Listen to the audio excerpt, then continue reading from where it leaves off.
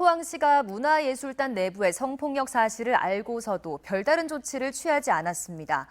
피해자의 기자회견 이후에는 자기들의 대처에는 법적인 문제는 없었다고 밝혔는데요. 장미쁨 기자가 따져보겠습니다. 문화예술단 상사 B씨로부터 여러 차례 성폭력을 당한 A씨는 당시 문화예술과장 김모 씨에게 피해 사실을 알렸습니다. 하지만 담당 과장은 즉시 피해자 보호를 위한 조치를 제대로 취하지 않았고 도리어 A씨의 경찰 고소 이후에는 날마다 고소 취하를 종용했습니다. 내부 성폭력 사건을 누구보다 공정하고 중립적으로 처리해야 할 포항시 고위 간부가 사실상 2차 가해에 합세한 겁니다. 예술단 전체에 미칠 파장을 생각해라, 그런 말도 들었습니다. 사실 그런 말 들으면 좀 걱정은 되더라고요. 결혼한 사람 때문에 너무나 많은 사람들이 피해를 보고. 현재까지 확인된 포항시의 사후 조치는 3개월이 지나서야 정기 인사에서 가해자 B씨를 포항시 타 지역으로 인사 발령한 것이 유일합니다.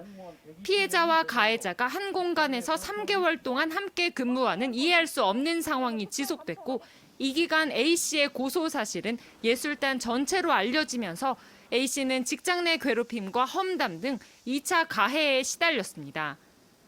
사업주는 직장 내 성희롱 발생 시 즉시 조사에 나서고 피해자 보호를 위한 격리 조치, 비밀 누설 등 2차 가해 방지 조치를 해야 하지만 남녀 고용평등법은 지켜지지 않았습니다. 포항시 성희롱 성폭력 처리 지침에도 여성가족과 고충 상담 창구를 통해 성폭력 사건 조사를 하도록 규정하고 있지만 사건 초기 이번 사건에 대한 조사는 이루어지지 않았습니다. 고용노동부 포항지청은 관련 법상에는 사업주가 지체 없이 사실관계에 대한 조사를 하도록 되어 있다며 포항시가 관련 조사를 하지 않았다면 과태료 처분 대상이다라고 밝혔습니다.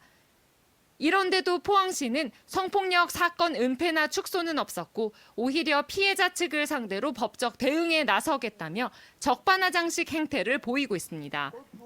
지역 여성계 등에서는 성폭력 사건을 대하는 포항시의 성인지 감수성은 참담한 수준이라며 사법기관의 판단만 기다리지 말고 지금이라도 철저한 진상조사와 관련자 징계, 재발 방지 대책을 수립하라고 촉구했습니다.